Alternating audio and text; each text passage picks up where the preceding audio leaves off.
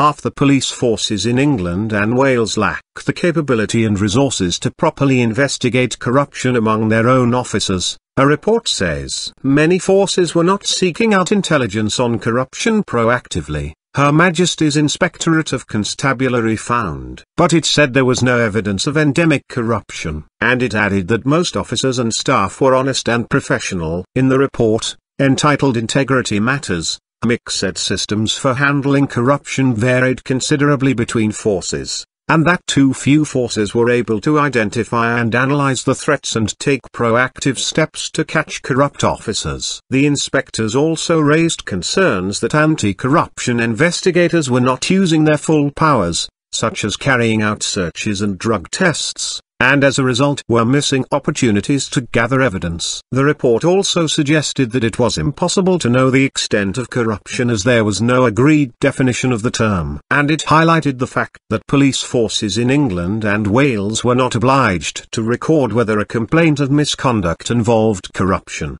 Inspector of Constabulary Mike Cunningham said, "Police forces have made great strides in tackling misconduct and corruption, and now they need to continue that work to focus on proactive prevention work." He said senior officers were demonstrating commitment to stopping corruption, and officers were quick to tell us that they see corrupt colleagues as a betrayal of the vast majority who are honorable, decent and hardworking. He added, "We know only too well that the corrosive nature of corruption means that even a single case can be damaging to public confidence." The report shows that there were more than 3,000 investigations into likely corruption cases last year, leading to about 900 police officers and staff facing disciplinary sanctions or leaving the service. It points out that in 2/3 of the investigations into allegations of corruption, no action was taken. Mick suggested that relatively large proportion was a cause for concern.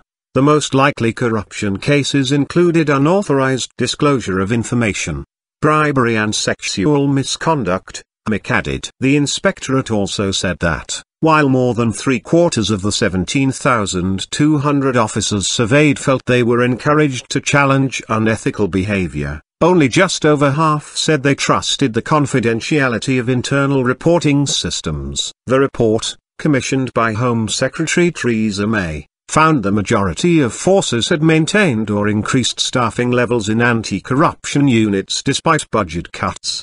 The College of Policing said its code of ethics was being adopted by all forces and it was exploring how counter-corruption training could be expanded. The college's chief executive, Chief Constable Alex Marshall, added, "Work has already begun to provide guidance to forces for best practice in managing whistleblowing. This should increase confidence among officers that their force will know how to deal with any disclosure appropriately."